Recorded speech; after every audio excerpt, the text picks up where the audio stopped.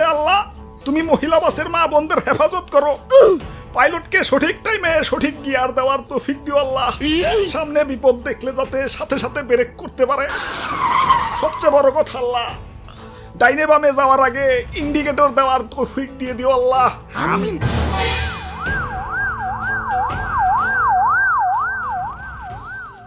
সকিনা, ও সকিনা, সাবধানে যাইও।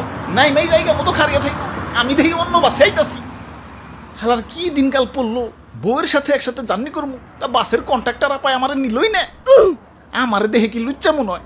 আরে আমার সাথে তো বউ আছে, লুচ্চামি করার আগে বউই তো আমারে পিটিয়া মাইরা ফেলাইবো। তোমাকে তো উল্টা আমার আরো বাঁচান লাগবো না। আমারে নিবা না, চিনলা না আমারে। যাই তাড়াতাড়ি অন্য বাসে যাই গে, দেরি করলে আবার বউরে হারিয়ে ফেলাম। হে আসেন ভাই আসেন, তাড়াতাড়ি উঠেন, দেরি করেন না, দেরি করেন না। আরে কিসের আসেন আসেন, কই যামু জিগাইবা না? আমরা তো জিগিয়া জিগিয়া যাত্রী উঠাই না, আমরা তো হে বাস না, আমরা হইলাম ট্রেনের পিছনের বগি। আগের বগি জেনে যাইবো, আমরাও হেনে যাবো। কি আবুল তাবুল কইতাছ? পিছনের বগি কিছুই তো বুঝতাছি না। ওরে বাপুরে, ইয়া মহিলা বাসে তো শুধু মহিলারা যায়। এখন মহিলা গো বাপ ভাই জামাই বয়ফ্রেন্ড, হেরা কি করব?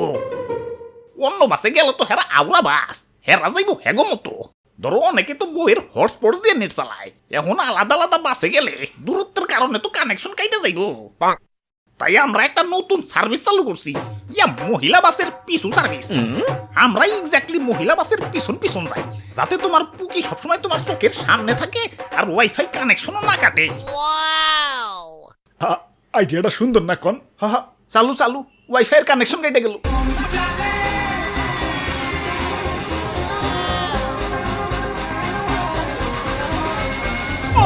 সবাই মোনাজাত ধরো। হ্যাঁ মোনাজাত? বাসের মধ্যে হঠাৎ করে কিসের মোনাজাত? ইয়া বাপুরে, ইয়া সামনে বাস চালাইতেছে কেরা কেরা আবার? ও ওমেন, ইয়া পুকি বাসে নিজের মহিলাকে উঠিয়ে দিয়ে যারা এই বাসে উঠছে তাদের সবার হাতে একটা করে তসবি দিছি, যাতে আল্লাহ আল্লাহ করতে পারে।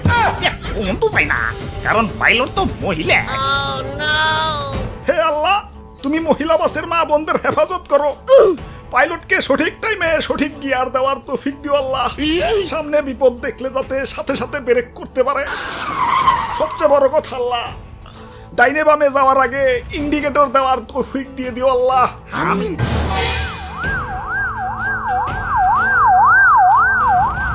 আরে অ্যাম্বুলেন্স, কোনো দুর্ঘটনা ঘটছে নাকি? বাস তো দেখা যায় ঠিকই আছে।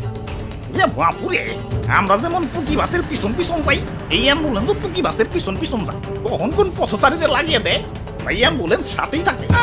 কারণ কখন তো যায় না, পাইলট তো মহিলা। কাম সার ছেড়ে এমনি বাড়ির মহিলা নিয়ে টেনশনে থাকা লাগে। একা একা চলাফেরা করলে না জানি কি হয়ে যায়।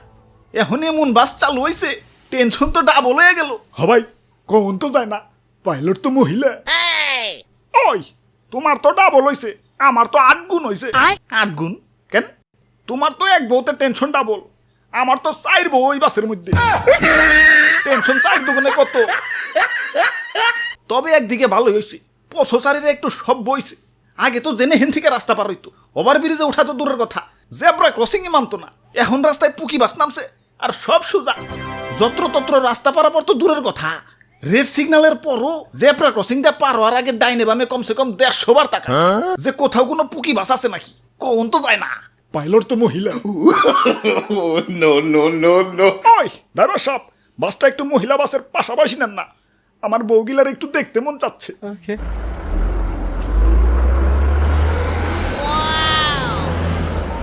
আরে বাসে ওটা কি চলবার লাগছে? স্টার জলসা। আরে আরে ড্রাইভার কো? আস্তাগফিরুল্লাহ, হাওলা ওয়ালা কুওয়াতা ইল্লা বিল্লাহ। আরে ড্রাইভার সাহেব কো?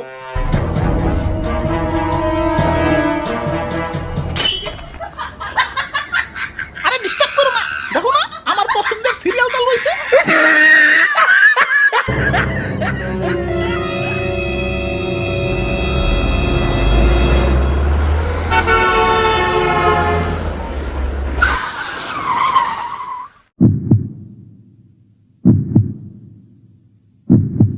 হাই হাই রে, আল্লাহ বাঁচাইছে। হবাই, কোম্পানি আমারে অটো ব্রেক সিস্টেম চালু করে দিছে, কারণ গাড়ির কোম্পানিও বসছে। কখন তো যায় না, পাইলট তো মহিলা